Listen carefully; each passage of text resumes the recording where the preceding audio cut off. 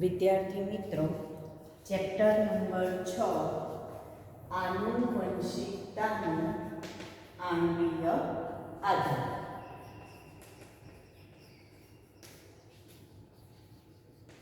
એમાં હવે આપણે ડીએનએના સ્વયંજનનની વાત જે આપણે બાકી હતી એ વાત આપણે કરીશું. ડીએનએ સ્વયંજનન. તો ડીએનએનું જે સ્વયંજનન છે એને આપણે અર્ધ રૂઢિગત સ્વયંજનન તરીકે પણ ઓળખી શકાય. અર્ધ રૂઢિગત સ્વયંજનન. શા માટે એને અર્ધ રૂઢિગત સ્વયંજનન કહેવાય? તો એટલા માટે કે પહેલું તો સ્વયંજનન એટલે શું? તો ડીએનએ પોતાનામાંથી જ પોતાના જેવી કોપી બનાવે, એટલે કે એકમાંથી બે નવા ડીએનએની રચના થાય તો એને ડીએનએનું સ્વયંજનન કહેવાય. હવે જ્યારે પણ બે નવા ડીએનએ બને તો જે પણ નવા ડીએનએ છે એમાં હંમેશા જે બે શૃંખલા હોય એમાંથી એક શૃંખલા નિર્માણ પામતા નવા ડીએનએમાં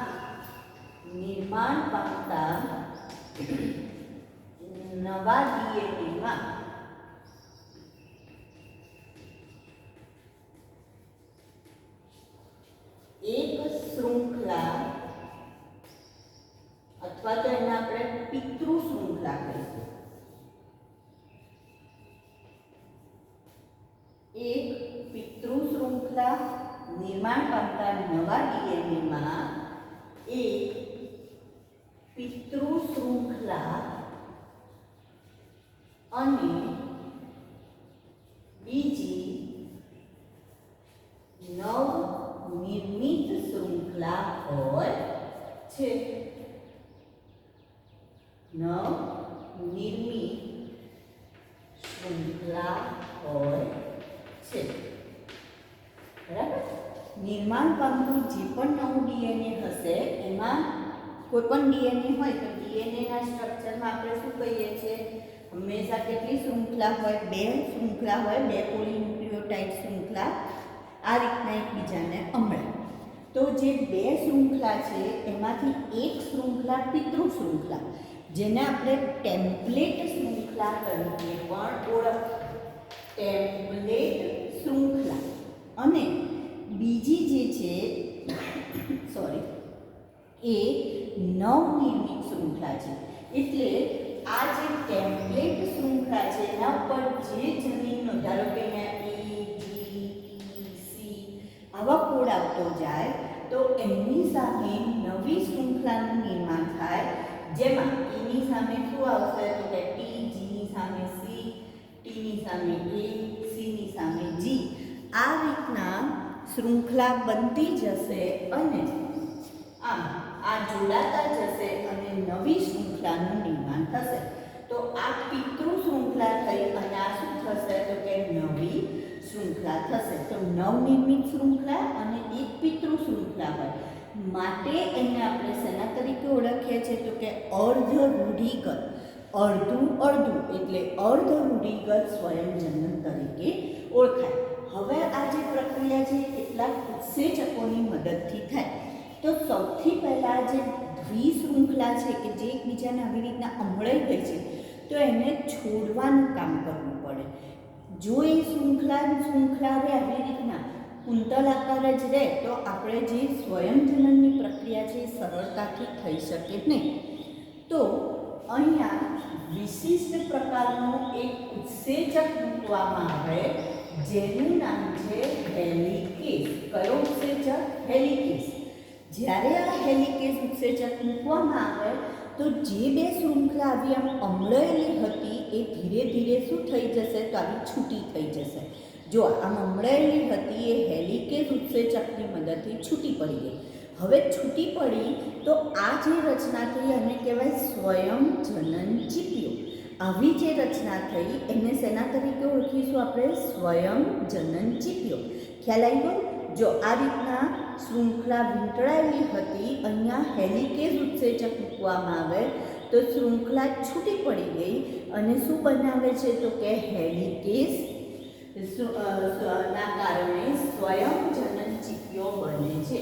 તો આપણે પ્રક્રિયા જોઈએ અને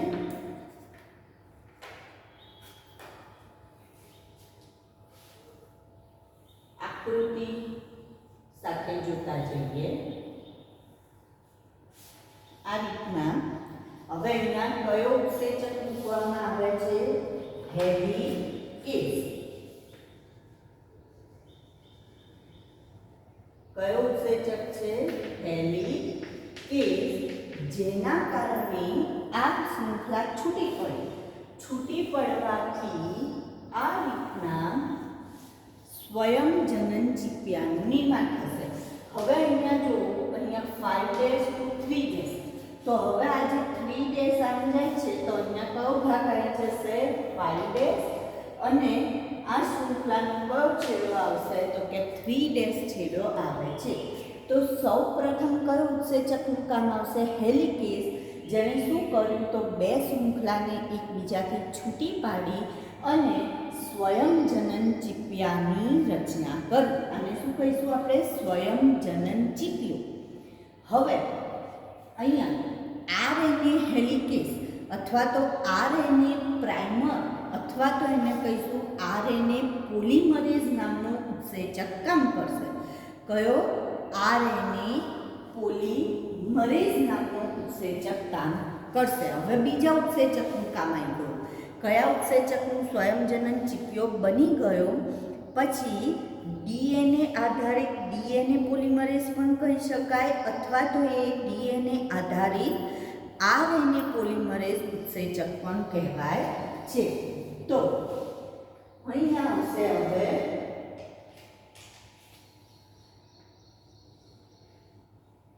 આ રીતના આ ઉત્સેચકનું નામ છે ડીએનએ આધારિત આરએનએ પોલિમરેઝ. કયો?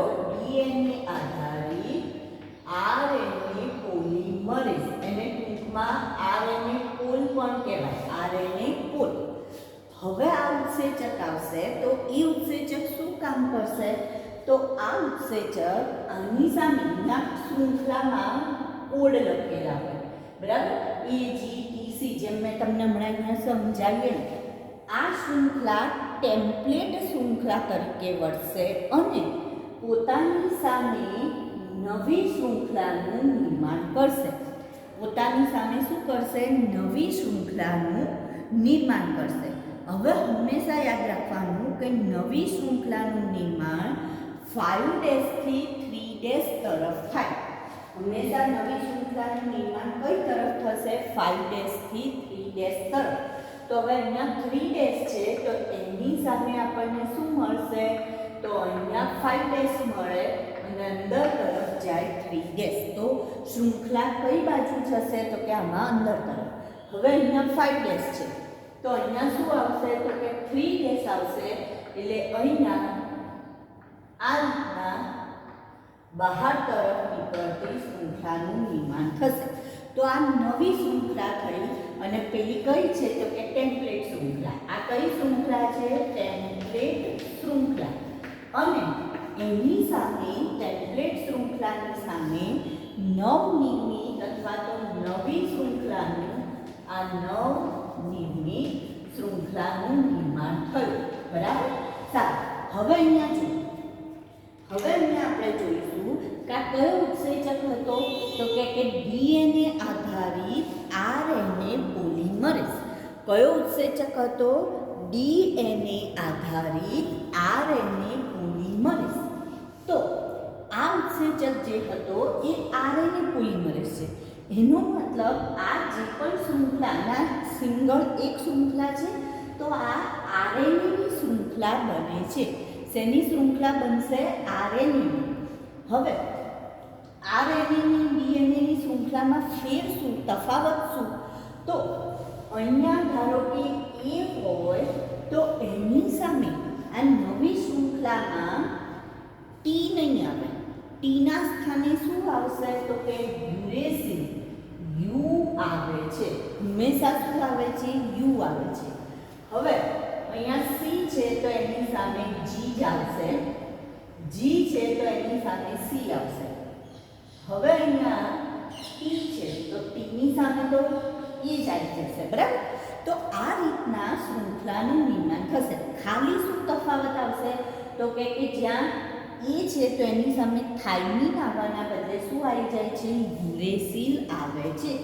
જ્યાં એ છે તો એની સામે થાઇમિન આવતો નથી, પરંતુ એની સામે શું આવે છે? યુરેસિલ આવે છે. અને હંમેશામાં કેટલા બંધ બનશે? 2 હાઇડ્રોજન બંધ બને છે, બરાબર. અને એની સામે યુ આવે. કેમ? કારણ કે કયો ઉત્સેચક હતો? RNA polymerase. હવે બીજી વસ્તુ જો એક વસ્તુ શું મગજમાં રાખવાની છે કે હંમેશા નવી શૃંખલાનું નિર્માણ કયાથી કયા છેડા તરફ થાય? 5' થી 3' તરફ થાય, મોટેથી નાનું.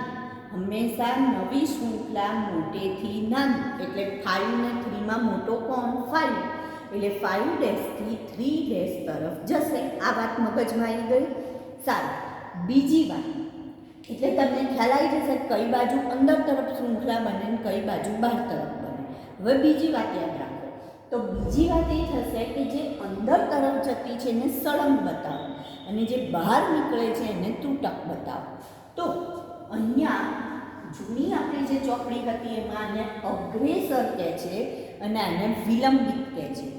આને લીડિંગ અને આને લેજિંગ, લીડિંગ સ્ટ્રેન્ડ અને લેજિંગ સ્ટ્રેન્ડ તરીકે ઓળખાય, અથવા અગ્રેસર અંદર તરફ, અને આને વિલંબિત તૂટેલી, અથવા અહીંયા આપણે એને સતત તરીકે ઓળખીશું અને તૂટક. આ કેવી છે? તો સતત શૃંખલા છે. જ્યારે આ પેલી કેવી રહેશે? તો કે તૂટક શૃંખલા બને છે, બરાબર. હવે ત્રીજો ઉત્સેચક આવશે ડીએનએ પોલિમરેઝ નામનો ઉત્સેચક. કયો ઉત્સેચક આવશે? DNA polymerase. અને એનું કામ શું છે? ડીએનએ પોલિમરેઝ ઉત્સેચક, ડીએનએ પોલિમરેઝ ઉત્સેચક. તો એ હવે શું કામ કરશે? તો કે જ્યાં જ્યાં પેલા આરએનએ ઉપર યુરેસિલ હતા એના સ્થાને શું બનાવી દેશે? તો કે એને થાઇમિનમાં ફેરવી દેશે. એનો મતલબ મેકઓવર, થોડો મેકઅપ કરી દેશે. એટલે આરએનએ હતું એને ફેરવીને શેમાં ફેરવી દેશે? ડીએનએમાં ફેરવી દે છે. આવું કેમ કરવું પડે? કારણ કે આરએનએ હંમેશા કેવી રહે? તો કે સિંગલ જ શૃંખલા રહે. આરએનએની શૃંખલા હોય તો એ હંમેશા આવી જ મળશે.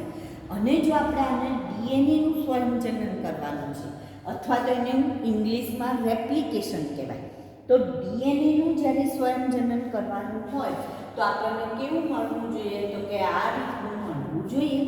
બે એકબીજાને મળાઈ ગયેલી 2 શૃંખલા જોઈએ. અને જો આરએનએ જ રહે તો એક જ શૃંખલા થાય.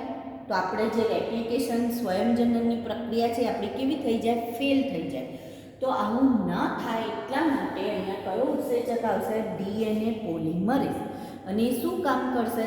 તો કે એ હવે ધારો કે આપણે કોઈ કપડાની ફેક્ટરી હોય અને એમાં કપડું બની ગયું છે, તો એના રફ કપડું રહી ગયું હોય તો એને પ્રોસેસ કરવામાં આવે અને એને સ્મૂથ કરી દેવામાં આવે. તો એવી જ રીતના ડીએનએ પોલિમરેઝ શું કામ કરશે? તો કે સ્મૂથિંગ કરશે અને જ્યાં જ્યાં આરએનએનો ભાગ હશે એને શેમાં ફેરવી દેશે? ડીએનએમાં ફેરવવાનું કામ કરશે. હવે આ બની ગયું. પછી આ 2 શૃંખલાઓને જોડવી તો પડે ને, મળાવી તો પડે ને એકબીજા સાથે આ રીતનું. તો એના માટે ત્રીજો ઉત્સેચક આવશે, આગળનો ઉત્સેચક, જેનું નામ છે લાઇગેઝ ઉત્સેચક. કયો ઉત્સેચક આવશે? લાઇગેઝ. હવે આવશે લાઇગેઝ ઉત્સેચક. લાઇગેઝ ઉત્સેચક અથવા લિગેઝ તરીકે પણ ઓળખવામાં આવે છે. જે શું કામ કરશે? લાઇગેઝ ઉત્સેચક. તો આ લાઇગેઝ ઉત્સેચક એ આ 2 શૃંખલાઓને એકબીજા સાથે જોડી દેશે, અહીંથી તોડી દેશે, જેના કારણે નવી 2 શૃંખલા આપણને પ્રાપ્ત થશે. જોડી તોડી છૂટી પાડી દેશે તો આપણને 2 શૃંખલા આ રીતના પ્રાપ્ત થઈ જશે.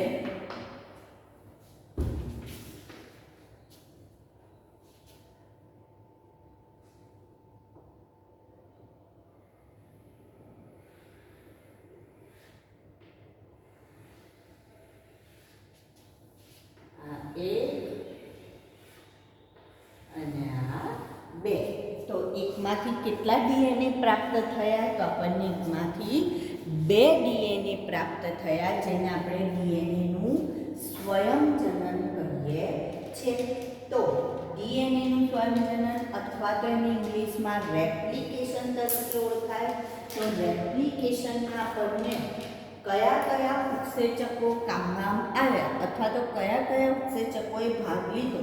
તો પહેલો ઉત્સેચક કયો હતો? હેલિકેઝ. હેલિકેઝ ઉત્સેચકે શું કર્યું? તો કે આ જે ડીએનએની 2 શૃંખલા હતી, બેવડી કુંતલમય શૃંખલા, એને છોડવાનું કામ કર્યું. તો જ્યારે એને છોડી તો સ્વયંજનન ચીપિયાની રચના થઈ.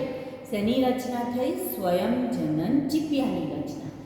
ત્યાર પછી ડીએનએ આધારિત આરએનએ પોલિમરેઝ ઉત્સેચક કાર્યરત બને છે, જેથી ડીએનએના જે ક્રમ છે, ડીએનએની શૃંખલા ટેમ્પલેટ શૃંખલા તરીકે વર્તી સામે આરએનએની શૃંખલાનું નિર્માણ કરશે. શૃંખલાનું નિર્માણ હંમેશા 5' થી 3' તરફ છેડા તરફ થાય છે, જેમાં એક સતત શૃંખલા મળે છે, જ્યારે બીજી કેવી મળે છે? તૂટક શૃંખલા મળે છે. ત્યારબાદ ડીએનએ પોલિમરેઝ ઉત્સેચક એ આરએનએનો જે ભાગ હતો એને બદલીને એને શેમાં ફેરવી દે છે? ડીએનએમાં ફેરવે છે. લાઇગેઝ ઉત્સેચક આ શૃંખલાઓને એકબીજા સાથે અમડાવે છે, અહીંથી છૂટી પાડે છે અને નવા 2 ડીએનએની રચના કરશે. બરાબર. હવે આના માટે આ પ્રક્રિયા ક્યાંથી, હેલિકેઝને ક્યાં મૂકવું? ગમે ત્યાં મૂકી દેવો ડીએનએમાં? તો કે ના, એના માટે સ્વયંજનન ઉત્પત્તિ સ્થાન પર, સ્વયંજનન ઉત્પત્તિ સ્થાન. તો જે જગ્યાએ સ્વયંજનન ઉત્પત્તિ સ્થાન હોય તે જગ્યાએ હેલિકેઝને મૂકવામાં આવે છે. તો આખો જે ડીએનએનો ખંડ હોય, આખો ડીએનએનો ખંડ હોય, જેમ એમાં જે જગ્યાએ આવું સ્થાન દેખાય ત્યાં આગળ આ હેલિકેઝ ઉત્સેચક પોતે આવશે અને પોતાનું કામ ચાલુ કરશે. આ આપણે નથી કરવાની પ્રક્રિયા, એની જાતે સ્વયં ચાલુ રહેતી પ્રક્રિયા છે. આપણે કરીએ છીએ આ પ્રક્રિયા? તો ના, પ્રક્રિયા એની જાતે થાય છે. બરાબર. આ પ્રક્રિયા ક્યાં થાય? કોષ કેન્દ્રમાં થાય. ક્યાં થાય? કોષ કેન્દ્રમાં. તો જ્યારે પણ હેલિકેઝ ઉત્સેચક હોય, હંમેશા ઉત્સેચકનું પોતાનું એક સ્થાન હોય. જેમ તમે પિક્ચર જોવા જાઓ છો થિયેટરમાં, તો તમારી ટિકિટ ઉપર નંબર લખેલો હોય, સીટ નંબર, અને ત્યાં જ જઈને તમારે બેસવું પડે. તો એવી રીતના ઉત્સેચકોને પણ પોતાના સ્થાન હોય અને ત્યાં જ એ લોકો ગોઠવાઈ શકે અથવા બેસી શકે. તો હેલિકેઝ ક્યાં બેસી શકશે? એટલે એનો આકાર સમથિંગ આવો હોય. હેલિકેઝ જે છે એનો આકાર આવો હોય અને એની સામે એને પેલું સ્થાન કેવું મળે? તો કે આ રીતનું મળે. એટલે આમાં એ ગોઠવાઈ જાય. સ્થાન આ રીતનું હોય. બરાબર. તો આ હેલિકેઝ આમાં શું થશે? ગોઠવાઈ જશે. તો આ ઉત્પત્તિ સ્થાન છે અને એમાં હેલિકેઝ શું થશે? અંદર ગોઠવાઈ જશે અને પ્રક્રિયાને શરૂ કરશે. તો જ્યાંથી પ્રક્રિયા શરૂ થઈ એને શું કહેવામાં આવે? ડીએનએ સ્વયંજનન ઉત્પત્તિ સ્થાન. ત્યાંથી હેલિકેઝ પોતાનું કામ શરૂ કરી દેશે. તો આ સ્વયંજનન ઉત્પત્તિ સ્થાન આપણને ક્યાં મળે છે? તો કે ડીએનએના ટુકડા ઉપર મળે છે.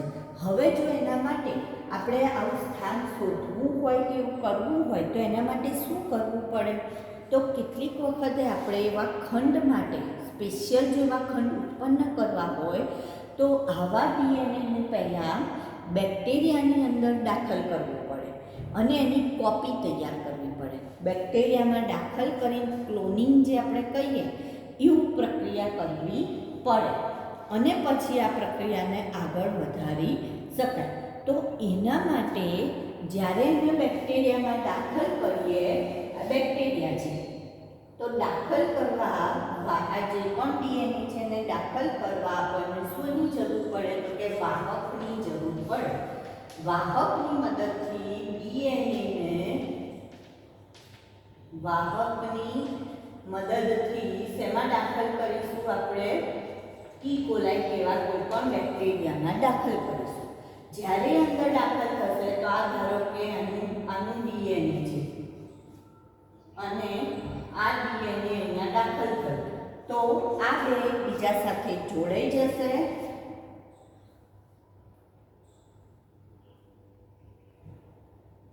આ રીતના જોડાઈ જશે એટલે અડધો ટુકડો આનો ડીએનએ હશે અને અડધો ટુકડો નવો ડીએનએ અને પુનઃસંયોજિત ડીએનએ કહેવાય અને આવા ડીએનએને આપણે શું કરીશું પછી સ્વયંજનન માટે તૈયાર કરીશું તો ટૂંકમાં સ્વયંજનન ઉત્પત્તિ સ્થાન ઉપરથી પ્રક્રિયા શરૂ થશે તો આ કોની પ્રક્રિયા થઈ ડીએનએના સ્વયંજનનની પ્રક્રિયા થઈ એક્ઝેક્ટલી તમને ખ્યાલ આવી ગયો હશે કે ડીએનએનું સ્વયંજનન એ ઉત્સેચકો દ્વારા થતી પ્રક્રિયા છે નિયંત્રિત પ્રક્રિયા જેમાં આપણે હેલિકેઝ ઉત્સેચકની વાત કરી પછી ડીએનએ આધારિત આરએનએ પોલિમરેઝ ત્યાર પછી ડીએનએ પોલિમરેઝ અને છેલ્લે લાઇગેઝ ઉત્સેચકની વાત કરી તો તમે જો આ ઉત્સેચકોના નામ યાદ રાખો ને એનું કાર્ય તો આખો પ્રશ્ન સરળતાથી લખી શકાય તો આ એક પ્રશ્ન થયો ત્યારબાદ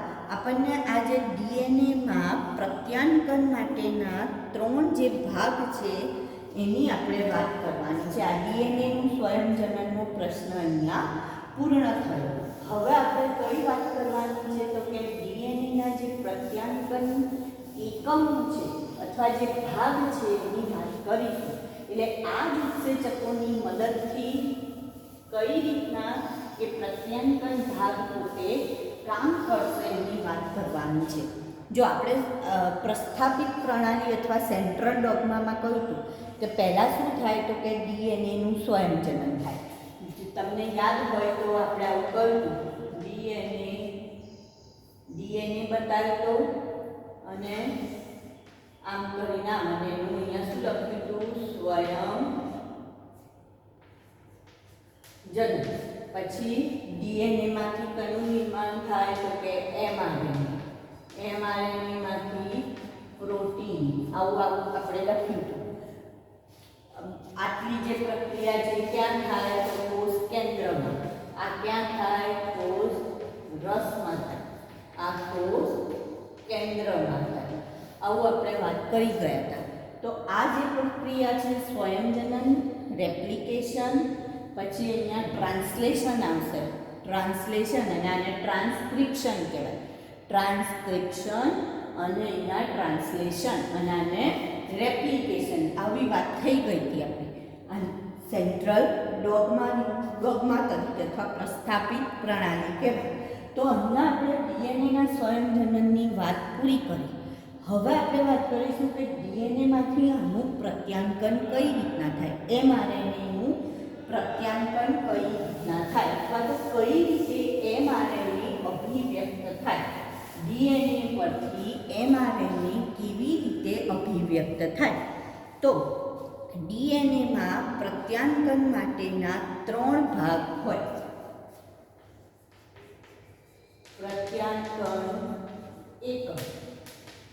પ્રત્યાંકન એકમ તો પહેલાં તો આપણે કહીશું કે ડીએનએનું જે એક કુંતલ છે એના ઉપર જનીનિક માહિતી જે પણ જનીનિક માહિતી છે એને આરએનએમાં નકલ કરવાની પ્રક્રિયાને પ્રત્યાંકન કહેવાય ડીએનએમાંથી જે પણ માહિતી છે એને શેમાં મોકલવાની છે આરએનએમાં એને આપણે શેના તરીકે ઓળખીએ છીએ પ્રત્યાંકન તરીકે ઓળખીએ છીએ અથવા તો એને શું કહીએ છીએ ટ્રાન્સક્રિપ્શન તરીકે પણ ઓળખી શકાય ડીએનએની જે પણ માહિતી છે ડીએનએના કુંતલમાં રહેલી જનીનિક માહિતીને એમઆરએનએમાં નકલ કરવાની પ્રક્રિયા એને કહેવાય પ્રત્યાંકન ફરીથી ડીએનએમાં રહેલી જનીનિક માહિતીને એમઆરએનએમાં નકલ કરવાની પ્રક્રિયા અથવા આરએનએમાં નકલ કરવાની પ્રક્રિયા એને પ્રત્યાંકન અથવા તો ટ્રાન્સક્રિપ્શન તરીકે ઓળખવામાં આવે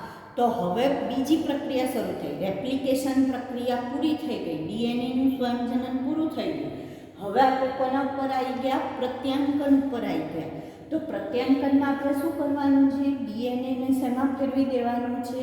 આરએનએમાં એની માહિતીને કોપી કરવાની છે. તો એના માટે હવે આપણે વાત કરીશું કે ડીએનએમાં પ્રત્યાંકન માટેના 3 ભાગ હોય. ડીએનએમાં પ્રત્યાંકન માટે કેટલા એકમ હોય? 3 એકમ હોય, જેને આપણે શેના તરીકે ઓળખીએ છીએ? તો પ્રમોટર, બંધારણીય એકમ. પહેલો ભાગ છે એને પ્રમોટર કહેવાય, બીજો ભાગ છે એને બંધારણીય એકમ તરીકે ઓળખાય, અને ત્રીજો ભાગ છે એને સમાપક અથવા તો ટર્મિનેટર તરીકે ઓળખી શકાય. પ્રમોટર, બંધારણીય એકમ અને ત્રીજો સમાપક અથવા તો ટર્મિનેટર. ટર્મિનેશન એટલે પ્રક્રિયા પૂર્ણ થઈ જવી. હવે અહીંયા શું કહે છે કે જ્યારે પણ આપણે ડીએનએની શૃંખલા બની, બરાબર, ડીએનએનો જે પણ ભાગ બન્યો એની સામે મેં કહું છું કે આરએનએની શૃંખલા, પહેલાં આરએનએ પોલિમરેઝ કામ કરે એટલે કઈ શૃંખલા બને? આરએનએ. હવે આરએનએની શૃંખલા તો હંમેશા કેવી હોય? એક જ હોય ને, એકલી શૃંખલા હોય. તો આપણે કયો ઉત્સેચક લાવવો પડ્યો? ડીએનએ પોલિમરેઝ ઉત્સેચક લાવવો પડ્યો. તો એનો મતલબ પ્રત્યાંકન દરમિયાન બંને શૃંખલાઓનું જ્યારે આની અંદર પ્રત્યાંકનની પ્રક્રિયા થાય ત્યારે જે પણ આ ડીએનએનું સ્વયંજનન થતું હોય તો ડીએનએ કયા તબક્કામાં તમને ખબર હશે? સુકોષ કેન્દ્રીમાં ડીએનએનું સ્વયંજનન કયા તબક્કામાં થાય? કોષ ચક્રના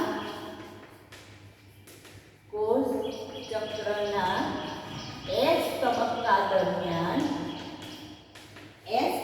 દરમિયાન ડીએનએ બેવડે, બરાબર. ડીએનએનું સ્વયંજનન કયા તબક્કા દરમિયાન થાય? ડીએનએ સ્વયંજનન. તો કોષ ચક્રનો જે એસ તબક્કો છે ત્યારે ડીએનએનું સ્વયંજનન થતું હોય છે. તો પ્રત્યાંકનમાં ડીએનએનો ખંડ અને એક જ શૃંખલા આરએનએમાં પ્રતિઅંકન પામે છે. ડીએનએનું ખંડ અને એક જ શૃંખલા આરએનએ પ્રત્યાંકન પામી. જ્યારે પણ પ્રત્યાંકન થયું તો ડીએનએનો ખંડ અને એક જ શૃંખલા આરએનએમાં પ્રત્યાંકન પામે. તો બંને શૃંખલાનું પ્રત્યાંકન કેમ નથી થતું? તો ધારો કે જો બંને શૃંખલા ટેમ્પલેટ તરીકે કાર્ય કરીને પોતાની સામે શું કર્યું હતું? નવી શૃંખલાઓનું નિર્માણ કર્યું હતું, આરએનએ શૃંખલાનું નિર્માણ કર્યું અને એની ઉપર પ્રોટીન માટેના સંકેતો આપ્યા. હવે જે પણ અહીંયા આપણે શું કહીએ છીએ જે ડીએનએની એક શૃંખલા ટેમ્પલેટ તરીકે આ રીતના સ્વયંજનન છે તેમાં આ ટેમ્પલેટ તરીકે તો બંને પ્રત્યાંકન આ શૃંખલા જે છે એની સામેની જે શૃંખલાનું, તો આનું એ હોય તો એની જ સામેનો કોડ આવે, બરાબર. એ હોય તો એની જ સામેનો કોડ આવે. એવું થાય કે આ જે ધારો કે આ ટી બતાવે તો અહીંયા સી બતાવે તો જ અહીંયા જી આવે, તો ના, એવું થતું નથી. બંને શૃંખલા પ્રત્યાંકન કરતી નથી, કોઈ એક જ શૃંખલા પ્રત્યાંકન કરે છે, બરાબર. કોઈ એક જ શૃંખલા કોડ આપે અને એની સામે નવો કોડ આપતો જાય.